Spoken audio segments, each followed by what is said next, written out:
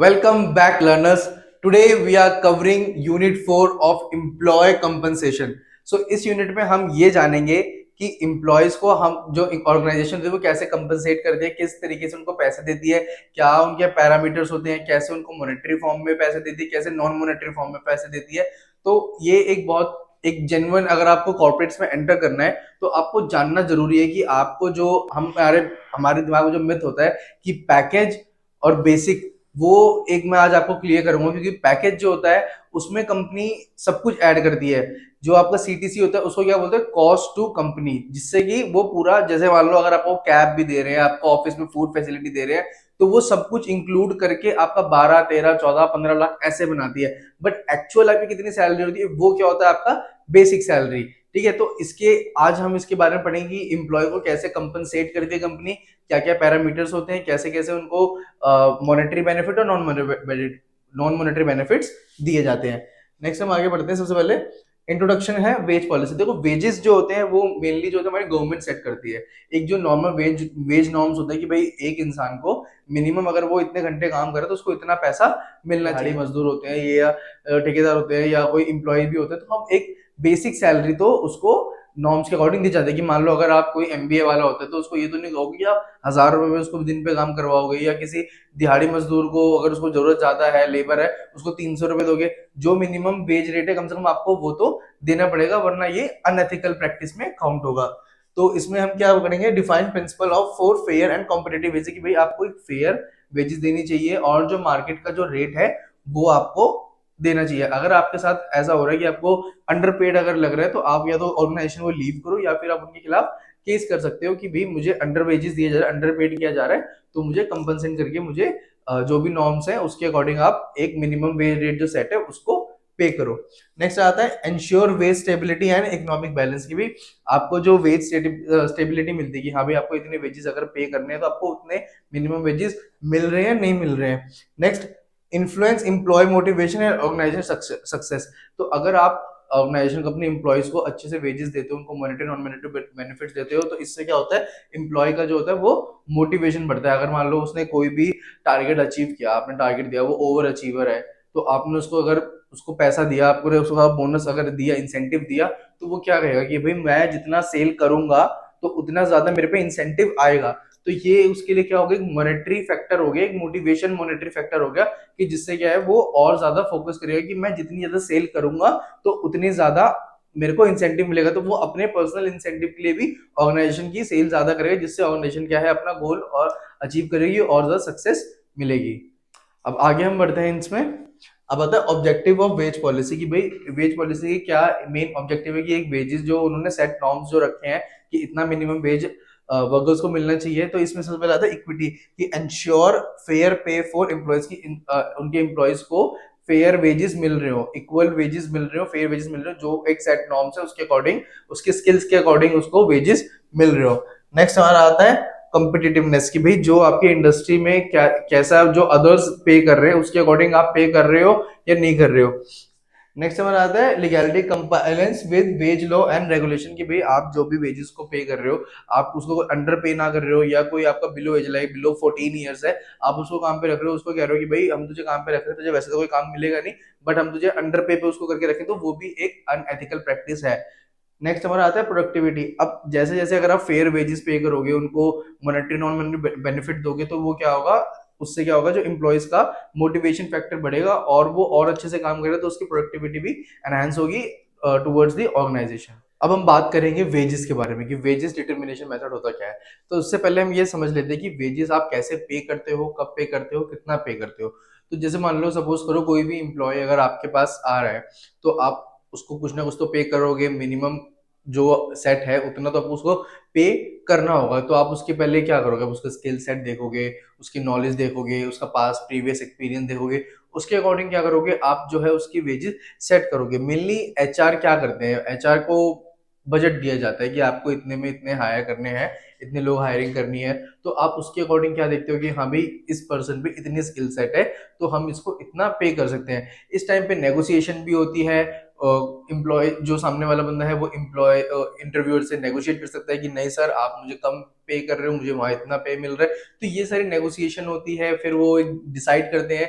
जब सिलेक्शन हो जाता है उसके बाद जो है फिर वो वेजेस का डिसाइड करते हैं कि हाँ एम्प्लॉय को कितना पे मिलेगा, किसके अकॉर्डिंग मिलेगा, क्या उसका सीटीसी होगा, कितना उसका बेसिक सैलरी होगा, कितना एचआरए होगा। तो ये सब कुछ आप डिसाइड करके फिर हम एम्प्लॉय को ऑनबोर्ड करते हैं।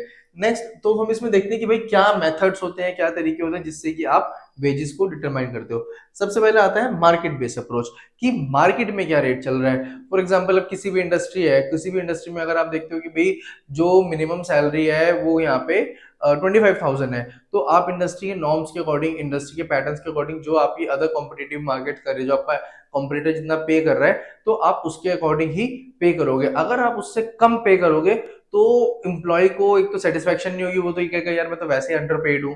तो उसके एक जो मोटिवेशन फैक्टर है, जो काम करने का फैक्टर है, वो डेवलप नहीं होगा। नेक्स्ट हमारा आता है कलेक्टिव बार्गेनिंग। कलेक्टिव बार्गेनिंग क्या होता है कि आप कलेक्टिवली जाके, एम्प्लॉयज जाके अपने जो सीनियर्स होते हैं उनसे नेगोशिएट करते हैं कि भाई हमें कम पैसे मिल रहे हैं, आप हमारी सैलरी बढ़ाओ। या जब भी आप इंटरव्यू के लिए बैठते हो तो आप क्या कहते हो कि सर मेरे को आप कम पे कर रहे हो, मुझे इतने वहां मिल रहे हैं, या मेरे पास इतना प्रायर एक्सपीरियंस है, इसके अकॉर्डिंग मुझे इतना मिलना चाहिए। तो आप कलेक्टिवली बार्गेन करते हो कि भाई आपको इतना पैसा मिलना चाहिए, मेरी वर्थ इतनी है, तो मुझे मेरी वर्थ के अकॉर्डिंग आप पे कीजिए। अगर आप पे करते हैं, अगर आपके दोनों का जो आके एक कॉमन पॉइंट पे अगर आप दोनों बैठते हैं तो फिर वो आगे आप कंटिन्यू करते हैं, अदरवाइज आप ड्रॉप कर देते हैं।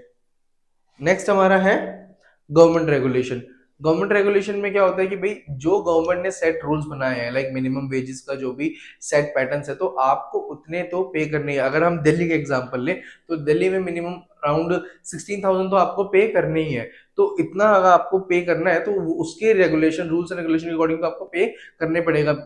उसके बाद आप चाहे आप उसको मॉनेटरी में दिखाओ, नॉन मॉनेटरी बेनिफिट्स में दिखाओ, बट आपको मिनिमम इतना पे करना पड़ेगा, क्योंकि एक लाइवलीहुड के अकॉर्डिंग आप गवर्नमेंट सेट कर दिया कि भाई इससे नीचे आप किसी को भी पे नहीं कर सकते इंडस्ट्री नॉर्म्स के अकॉर्डिंग। नेक्स्ट आता है जॉब इवैल्यूएशन। अब जॉब इवैल्यूएशन समझो क्या होता है कि भाई आप पहले तो जॉब इवैल्यूएट करते हो कि किस स्किल सेट के लिए किस बंदे को चाहिए। अगर सॉफ्टवेयर की जॉब है तो सॉफ्टवेयर डेवलपमेंट की जॉब है, या सेल्स की जॉब है, तो किस बेसिस पे आप किसी को हायर करोगे या उसकी जॉब को इवैल्यूएट करोगे कि क्या स्किल सेट चाहिए और किसके अकॉर्डिंग आप उसको पे करोगे। जैसे कि wages based on job roles and responsibility.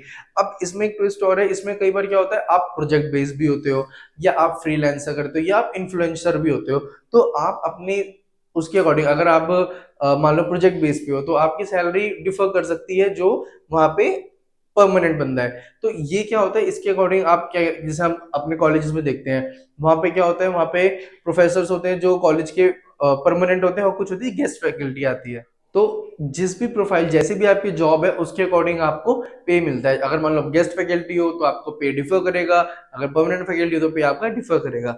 Next आता है परफॉर्मेंस बेस्ड पे, कि आपकी जो परफॉर्मेंस है उसके अकॉर्डिंग आप पे कर रहे हो। फॉर एग्जांपल अगर हम एग्जांपल देखें कि भाई आपका जो सेट स्टैंडर्ड है, आप मान लो किसी की आप ज्यादा सामान बेच रहे हो, ठीक है, आपकी जो सेल्स है वो ज्यादा है, तो उस पे आपको इंसेंटिव मिल रहा है, तो आपकी परफॉर्मेंस के अकॉर्डिंग आपको इंसेंटिव मिल रहा है। तो इस पे क्या होगा, जैसे मान लो आपको फिक्स सैलरी हो गई, अगर सेल्स की हम जॉब बात करते हैं तो फिक्स सैलरी आपकी मिनिमम मान लो 20, 25, 30 हजार रुपए, 30 हजार रुपए, 35 हजार रुपए आपकी सैलरी हो गई। उसके बाद आपको बोल दे कि भाई आप जितना इसमें सेल करते जाओगे आपका पे जो है, उसका इंसेंटिव जो है वो इतना ज्यादा बढ़ता जाएगा। तो आपके परफॉर्मेंस के अकॉर्डिंग आपकी सैलरी ग्रो होगी, या फिर किसी मंथ में कम भी होगी।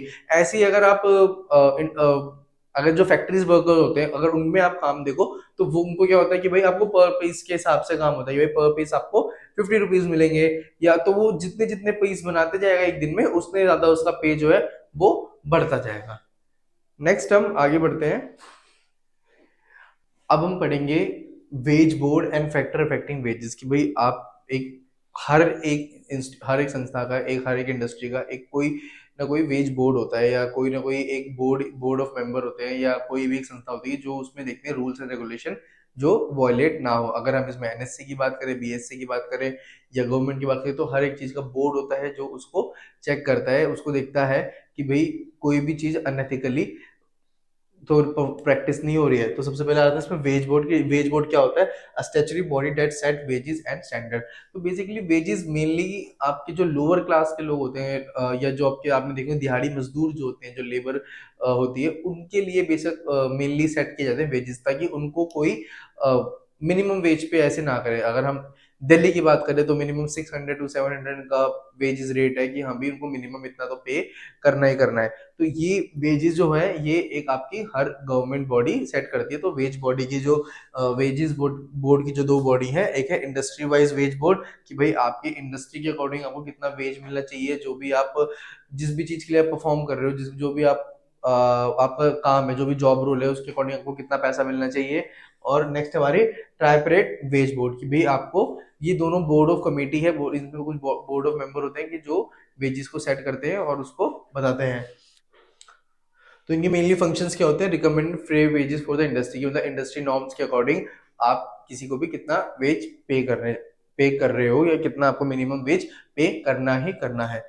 आता है protect workers from the exploitation, की वर्कर्स का एक्सप्लॉयटेशन ना हो, कि भाई उनको कम वेजेस पे काम ना कराए, या उनको जो भी उनके बेनिफिट नॉर्म्स है, या जो भी उनको मिलना चाहिए, जो उनका हक मिलना चाहिए, वो ना मारा जाए। जैसे कि अगर हम बात करें स्विगी जोमेटो की, स्विगी जोमेटो में राइडर्स को इंश्योरेंस नहीं मिल रहा था, तो उनके लिए बड़ी इशू की बात थी कि भाई कभी वो डिलीवरी करते वक्त उनका एक्सीडेंट हो जाए तो सारा जो खर्चा है वो उन्हें खुद बियर करना था। स्विगी जोमेटो उसके लिए लाइबल नहीं होगा। वो कहते थे कि they are are partners not are employees. तो ये चीज ऐसी प्रैक्टिस ना हो कि भाई कंपनी अपना पैसा बचाने के लिए अपने जो एम्प्लॉयज को है वो गलत तरीके से यूज कर उनको एक्सप्लॉइट करे। तो ये जो नॉर्म्स था, ये फिर जब उन्होंने देखा भाई हाँ ये इशू है कि राइडर्स की सेफ्टी का पर्पज नहीं है, क्योंकि उनको तो वो तो अपना चप्पलों में चला रहे हैं, स्लीपर्स में बाइक चला रहे हैं, और कभी कई बार देखा है हमने, क्योंकि बाइक स्लिप भी हो जाती है, उनकी चोट भी लग जाती है, तो वहां से उनको कोई भी मेडिकल इंश्योरेंस या कोई भी हेल्थ लाइफ इंश्योरेंस उनको नहीं मिलता। तो ये चीज ऐसी ना हो, तो इसके लिए अ, उनके लिए अब उनके लिए क्या नाम है, स्विगी जोमेटो को बोला कि हाँ भाई आपको फेयर वेजेस पे करने हैं और इनका इंश्योरेंस पॉलिसी भी करना है।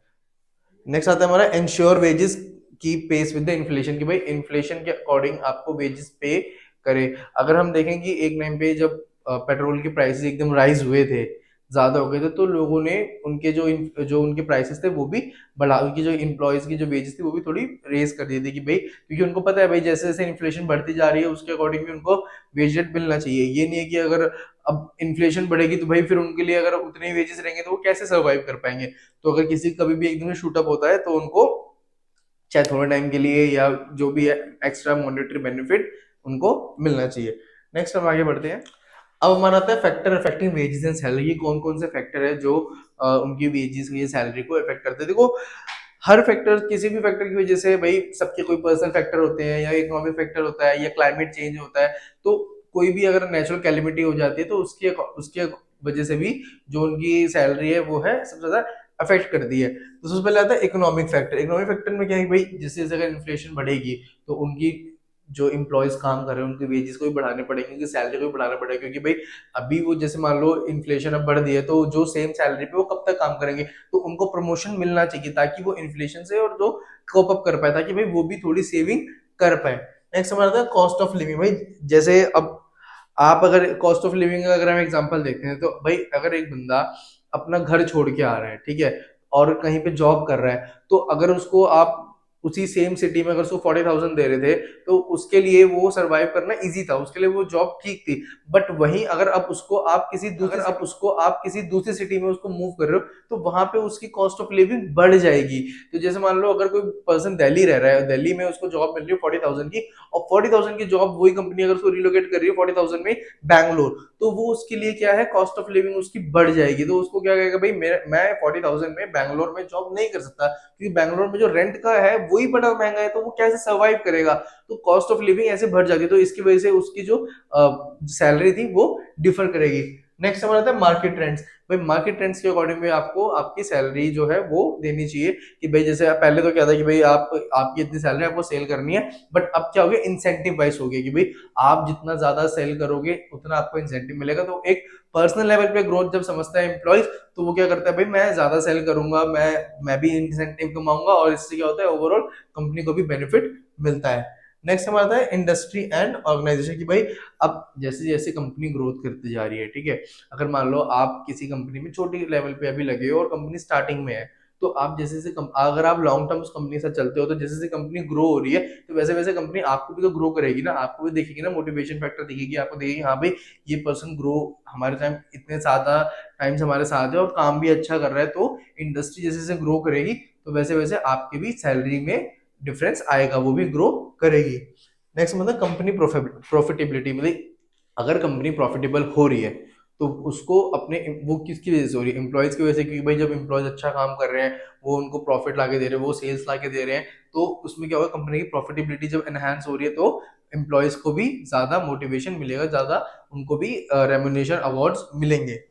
नेक्स्ट आता है एम्प्लॉय स्किल एंड एक्सपीरियंस। देखो एम्प्लॉय की स्किल और एक्सपीरियंस के अकॉर्डिंग भी उनका जो वेजेस होते हैं वो सेट होता है। जैसे मान लो अगर आज आपने आप ग्रेजुएशन लेवल पे किसी कंपनी में जॉब आपने करी, ठीक है, तो आप ग्रेजुएशन लेवल पे जॉब करी, ग्रेजुएशन करी, उसके बाद आपने जॉब करना शुरू कर दिया। अब आप कह रहे हो कि भाई मुझे अपनी पोजीशन को अपग्रेड करना है, मुझे और आगे बढ़ना है, तो उसके लिए आप क्या करते हो, आप पोस्ट ग्रेजुएशन करते हो, एमबीए करते हो, तो उसमें क्या होता है आपकी स्किल ज्यादा बढ़ती है, ठीक है, आपके पास डिग्री ज्यादा अच्छी हो जाती है, तो उसके बाद अब जब आप उसी सेम कंपनी में अगर जाओगे या उससे कोई अच्छी कंपनी में जाओगे तो आपको अब एमबीए के अकॉर्डिंग सैलरी मिलेगी, तो जैसे आपकी स्किल्स बढ़ी, जैसे आपका ओहदा बढ़ा, तो आपकी सैलरी में भी राइज अप आएगा। आप जैसे जैसे स्किल ऐड करते जाओगे वैसे वैसे आपको आपकी प्रमोशन होता रहेगा। अब जैसे हम एआई की बात करते हैं, तो जो जो भी एम्प्लॉय अब एआई को अडॉप्ट करके उसके लिए अपनी कंपनी में दिखा रहे हैं कि हाँ भाई मैं तो और ज्यादा इफेक्टिव हूँ, पहले मैं ये काम के लिए आपको 2 बंदे रखने पड़ते, पर अब मैंने ये कोर्स कर लिया, मैंने ये स्किल एक्वायर कर लिया, तो उसका काम भी मैं ही कर लूंगा। तो इससे क्या होगा, अब वो देखेगा हाँ पे पर्सनल ग्रोथ पे देखेगा कि हाँ पे बंदे ने दो अब एडिशनल काम भी कर रहा है और ये ज्यादा कर सकता है, तो इसको भी सैलरी में एनहेंस कर दो, अपग्रेड दो। नेक्स्ट हमारा था गवर्नमेंट पॉलिसी। अब मान लो गवर्नमेंट ने, जो हम मिनिमम वेजेस की बात करते हैं ना कि भाई मिनिमम वेज लो, अब मान लो गवर्नमेंट आज कहती है 600 है, अब कल को कहते हैं कि भाई लो 800 हो गया, तो आपको तो वेजेस बढ़ाने पड़ेंगे ना। गवर्नमेंट ने देखो उसमें जो फैक्टर देखा हो, मान लो कोई क्लाइमेट में कुछ ऐसा इशू, जैसे कोविड आ गया था या कोई और ऐसी कोई इशू आ गया, कोई आपदा आ गई जिसकी वजह से लगता है गवर्नमेंट को कि हाँ भाई इन्फ्लेशन शूट अप करेगी, तो गवर्नमेंट क्या कहती है भाई आप आपका मिनिमम वेज 600 से 800 हो गया, तो उनको पे 800 अब करना पड़ेगा। नेक्स्ट हमारा आता है कलेक्टिव बार्गेनिंग पावर। भाई देखो जब जब कलेक्टिव बार्गेनिंग पावर में हमने जैसे पहले डिस्कस किया है कि भाई यूनियंस बनती है, यूनियंस नेगोशिएट करती है मिलके कि भाई हमें अंडर पे किया जा रहा है, या हमारे को या दूसरी इंडस्ट्री में इतना पे कर रहे हैं, कंपटीटर हमारा इतना पे कर रहा है, तो हमें भी आप उतना पे करो, उसके अकॉर्डिंग पे करो। तो इसमें क्या होगा भाई, वो फिर उनको वो पे करेंगे, भाई आपने कलेक्टिवली बात करी ना, तो उसमें क्या होगा वो पे करेंगे। और ये बहुत नॉर्मल है, ये बहुत नॉर्मल है, लोग करते हैं, कंपनीज में करते हैं, एम्प्लॉयज करते हैं, और उनकी बात सुननी भी जाती है, क्योंकि अगर आप एम्प्लॉयज के लिए सोचोगे, क्योंकि एम्प्लॉयज को भी पता है भाई अगर दूसरी इंडस्ट्री वाले कर रहे हैं, ठीक है, दूसरी कंपनी वालों को कॉम्पिटिटर कर रहे हैं, तो आपको भी करना पड़ेगा। अगर जोमेटो अपने एम्प्लॉयज की राइडर्स की सैलरी बढ़ा रही है, तो स्विगी बोलेगा भाई आप भी करो, आप भी पैसा कमा रहे हो, आप भी प्रॉफिट कमा रहे हो, तो आप हमें भी कॉम्पिटेटिव बार्गेनिंग कलेक्टिव बार्गेन करके वो फिर अपने जो प्राइसेस हैं वो एम्प्लॉयज अपनी सैलरी रेज करवाएगा। नेक्स्ट हम आगे बढ़ते हैं इसमें। अब आता है system of payment and job evaluation की भाई कैसे कैसे आप पे करते हो, कैसे कितना पे करना है और किस जॉब के अकॉर्डिंग आप कैसे पे करते हो। सबसे पहले सिस्टम ऑफ पे क्या है, टाइम बेस पे, कि भाई आपकी फिक्स सैलरी तो होती है फॉर वर्किंग आवर, मतलब भाई आप टाइम बेस के भाई आप इतनी देर काम करोगे आपको इतना पे मिलेगा, ठीक है, आप 6 घंटे काम कर सकते थे, आपने और ज्यादा काम किया, ओवर टाइम किया, तो आपको उतना पे मिलेगा। मतलब अब टाइम बेस पे कि भाई आपका इतना फिक्स टाइम है, आपने इतनी देर काम करो आपको मिलेगा, उससे ज्यादा टाइम पे काम करोगे तो आपको और पे बढ़ जाएगा। नेक्स्ट आता है पीस रेट पे। पीस रेट मतलब पर पीस पे आपको इतना पैसा मिलेगा। जैसे हम ये मेनली जो होता है लोअर लेवल पे होता है कि भाई अगर आप एक दिन में 100 पीस बनाओगे तो आपको पर पीस 10 रुपए के हिसाब से मिलेगा, और अगर आप 100 से ऊपर बना दोगे फिर वही आपका जो है वो और बढ़ के 15 रुपए हो जाएगा, 12 रुपए हो जाएगा। तो ये क्या होता है पर पीस के हिसाब से। तो इससे क्या होता है भाई जो एम्प्लॉय होता है वो कहता है भाई मैं और पुश करूंगा, मैं और काम करूंगा, मैं और पीस बनाऊंगा, मैं और पैसा कमाऊंगा। तो इससे क्या हो रहा है भाई एम्प्लॉय का भी बेनिफिट हो रहा है, भाई उसको ज्यादा पैसे मिल रहे हैं, उसकी सैलरी बढ़ रही है, और जो आपकी इंडस्ट्री है, जो आपकी ऑर्गेनाइजेशन है, उसका और जल्दी काम हो रहा है, उसका क्या है उसकी इफेक्टिवनेस और ज्यादा बढ़ रही है, प्रोडक्शन और अच्छे से काम हो रहा है। अब हमारा आता है कमीशन बेस पे कि भाई हम जैसे कमीशन या इंसेंटिव हम जिसे कहते हैं वो कैसे मिलेगा। भाई देखो जैसे कि क्या नाम है, आप सेल्स या रेवेन्यू के उसको देखते हो कि हाँ भाई अगर आपने इतना सेल करा तो आपको इतना इस पे कमीशन मिलेगा। मेनली जो होता है ये सेल्स वाले लोगों के लिए होता है कि भाई अगर आप अपना टारगेट अचीव कर रहे हो, ठीक है, तो उसके अकॉर्डिंग आपको कमीशन पे करेगा। अब ये इन्फ्लुएंसर्स भी करते हैं, कोलैबोरेट करते हैं, तो भाई वो कहते हैं कि पर पीस पे या जितना इस पे प्रोडक्ट आपका बिकेगा उतनी मैं रॉयल्टी पर परसेंट 2% 3% उतनी मैं रॉयल्टी चार्ज करूंगा। तो ये क्या होता है पर कमीशन पे कि भाई हम कमीशन चार्ज कर रहे हैं कि अगर हम अपना टारगेट अचीव करते हैं या हम इतना सामान बेचते हैं तो हमें इतना कमीशन मिलेगा। नेक्स्ट आता है परफॉर्मेंस लिंक पे कि भाई जितना आप अच्छा परफॉर्म करोगे, जितना ज्यादा आप सेल करोगे, जितना ज्यादा प्रोडक्शन करोगे, उसके हिसाब से आपको उतना पे मिलेगा। अब इसमें जो आपका पे है वो कंप्लीटली डिपेंड करता है, इंटरलिंक करता है आपकी परफॉर्मेंस पे। जितनी अच्छी आपकी परफॉर्मेंस होगी उतना आपका पे जो है वो राइज होता रहेगा। नेक्स्ट आता है स्किल बेस पे। अब स्किल बेस पे क्या होता है भाई, जैसे हम आज का एग्जांपल देखें तो आज अब क्या ट्रेंड है, एआई का ट्रेंड है। तो आप क्या है अपने आप को ट्रेंड के अकॉर्डिंग ढालते हो। आप ट्रेंड के अकॉर्डिंग अगर आप स्किल एक्वायर करते हो तो फिर आप अपने आप को शो किस कर सकते हो कि भाई मैंने ये नई स्किल एक्वायर करी है, मैं ये ट्रेंड के अकॉर्डिंग हूँ और मैं औरों से बेहतर हूँ। तो वो क्या करेंगे, हाँ भाई आप वो देखेंगे हाँ भाई इसकी स्किल इनहेंस हुई है, ये जो काम पहले दो बंदे मिलके करते अब ये अकेला कर सकता है, या इस चीज की हमें जरूरत नहीं है ये अभी कर सकता है। तो ये क्या है स्किल बेस पे। तो जब उनको लगता है कि हाँ भाई ये स्किल एक्वायर कर लिए तो आप उस बंदे का पे भी बढ़ाते हो या उसके अकॉर्डिंग भी आपको पे करते हैं। नेक्स्ट हमारा है जॉब इवेल्युएशन। अब इसमें क्या होता है कि भाई जॉब रोल्स के अकॉर्डिंग हम देखते हैं कि भाई उनको फेयर कंपनसेशन मिले, मतलब जॉब रोल्स के अकॉर्डिंग देखिए हाँ भाई ये आपका जॉब है, आप जॉब इवेल्युएट करते हो कि भाई आप उनको इतना पैसा मिलना चाहिए। या कोई इन्फ्लुएंसर है या कोई पार्ट टाइमर है या कोई फुल टाइमर है तो उसको जॉब इवेल्युएट करके भी देखो हाँ भाई मैं इसको इतना पे, मिनिमम इसको इतना पे करना चाहिए। पहला हमारा मेथड था रैंकिंग मेथड। तो इसमें क्या करते हो आप रैंक करते हो जॉब को, जॉब की डिफिकल्टी का लेवल आप रैंक करते हो। भाई फर्स्ट लेवल रैंक की जॉब है, सेकंड रैंक की जॉब है, तो जितनी ज्यादा उनकी जॉब की डिफिकल्टी रैंक होती है वो उनके हिसाब से उनका ज्यादा पे होता है। नेक्स्ट है पॉइंट सिस्टम। अब इसमें क्या होता है assign points to job responsibility की भाई आप मतलब आप पॉइंट्स अर्न करते हो कि भाई आपको अगर आप इतने आपने इसको ऐसे ऐसे इसको रिस्पॉन्स इसको मतलब इन फैक्टर्स के अकॉर्डिंग आपने परफॉर्म करा तो आपको ये पॉइंट्स मिलेंगे या ये रिवॉर्ड मिलेगा। तो इसमें मॉनेटरी नॉन मॉनेटरी दोनों रिवॉर्ड्स होते हैं या उनको ट्रिप्स मिल जाती है। तो उसके अकॉर्डिंग देखते हैं ना जॉब को इवेल्युएट करता है कि भाई अगर ये बंदा इन इतने पॉइंट्स अर्न कर लेगा तो फिर आपको ये ये रिवॉर्ड मिलेगा। तो इसके अकॉर्डिंग आप अपना परफॉर्मेंस एनहांस करते हो। नेक्स्ट होता है फैक्टर कंपैरिजन कि comparing job on the base of की फैक्टर कि भाई आप कंपैरिजन करते हो जॉब को कि भाई आप कि क्या क्या फैक्टर्स। नेक्स्ट हमारा आता है comparing job on the base of की फैक्टर कि भाई हम देखते हैं ना कि भाई हम किन किन फैक्टर्स के अकॉर्डिंग हम जॉब को जो है वो कंपेयर करते हैं। ठीक है, किसी में कहते हैं कि हाँ भाई ये फैक्टर लाना है इस वजह से जॉब को हम कंपेयर करते हो। तो आप देखते हो कि भाई कौन सी जॉब कंपेरिजेबल है या नहीं है। तो आप देखते हो ना ये फैक्टर्स के अकॉर्डिंग आप डिफर कर सकते हो कि भाई ये बंदा फुल टाइमर है, ये बंदा पार्ट टाइमर है, या ये बंदा किसी एक पर्टिकुलर प्रोजेक्ट के लिए आया है, तो उसके अकॉर्डिंग उनका पे भी होता है। नेक्स्ट हमारा classification method grouping jobs into पे ग्रेड्स की भाई आप जो देखते हो कि भाई इस जॉब को आप एक पे ग्रेड में डाल देते हो भाई ग्रेड्स के अकॉर्डिंग भाई कि अगर आप रैंक 1 की जॉब कर रहे हो तो आपका ग्रेड ये है बी ए ग्रेड है।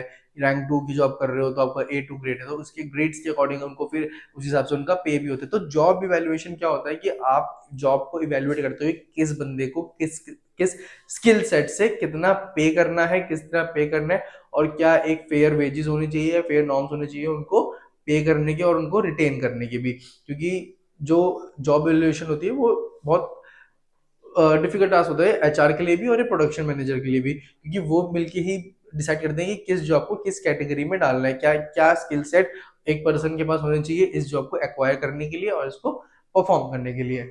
नेक्स्ट हम आगे बढ़ते हैं which is components of wages and salary कि भाई क्या क्या हमारे कंपोनेंट्स होते हैं वेजेस एंड सैलरी के। तो जो हमारे दिमाग में मिथ होता है कि भाई इसका 12 लाख का पैकेज है या 6 लाख का पैकेज है या 8 लाख का पैकेज है। तो इसमें क्या होता है हमारे को डिफर करते हैं, आप लोग समझते नहीं है। उनको ये लगता है कि 12 लाख का पैकेज है तो बंदे को 12 लाख रुपए पर महीना मिल रहा है, बट ऐसा नहीं होता है। इसको हम बनाते हैं सीटीसी। सीटीसी का मतलब होता है कॉस्ट टू कंपनी। तो इसका मतलब क्या होता है भाई, कॉस्ट टू कंपनी, कि मतलब एक बंदा कितनी कंपनी को कॉस्ट पड़ रहा है। क्योंकि जो हम देखते हैं कि भाई किसी बंदे की भाई 12 लाख का पैकेज है, इसको क्या नाम है, इसको कैब भी प्रोवाइड कर रही है, इसको खाना भी प्रोवाइड कर रहे हैं, इनको रेंट भी प्रोवाइड कर रहे हैं, सब कुछ प्रोवाइड कर रहे हैं, तो वो क्या होता है, एक कॉस्ट टू कंपनी बन के आती है। वो सब कुछ ऐड होता है उसके पैकेज में।